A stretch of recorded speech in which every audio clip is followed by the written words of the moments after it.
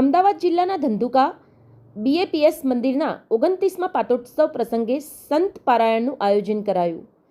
વિદ્વાન સંતમુનિ સેવાદાસ સ્વામીજીએ શ્રીમદ ભગવત કથાનું રસપાન કરાયું.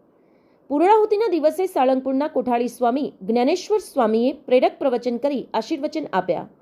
અમદાવાદ જિલ્લાના ધંધુકા ખાતે બીએપીએસ અક્ષર પુરુષોત્તમ સ્વામિનારાયણ મંદિરના 29મા પાટોત્સવ પ્રસંગે 3 દિવસીય સંત પારાયણનું આયોજન સફળતાપૂર્વક કરવામાં આવ્યું હતું. ધંધુકા ખાતે બીએપીએસ અક્ષર પુરુષોત્તમ સ્વામિનારાયણ મંદિરના 29મા પાટોત્સવ પ્રસંગે યોજાયેલ સંત પારાયણમાં ધંધુકા બીએપીએસ મંદિરના પૂજ્ય સંત વિદ્વાન મુનિ સેવાદાસ સ્વામીજીએ પારાયણ કથામાં શ્રીમદ ભાગવત કથાનું સુંદર રસપાન કરાવ્યું. તારીખ 30 અને 31 મે શુક્ર અને શનિ ઉપરાંત 1 જૂન રવિવારે કથાના સમાપન કાર્યક્રમ પ્રસંગે સાળંગપુર બીએપીએસ મંદિરના કોઠારી સ્વામી જ્ઞાનેશ્વર સ્વામીએ હાજરી આપી પ્રેરક પ્રવચન કરી આશીર્વચન આપ્યા હતા. આ પ્રસંગે સાળંગપુર મંદિરના સંતોએ પણ હાજરી આપી હતી.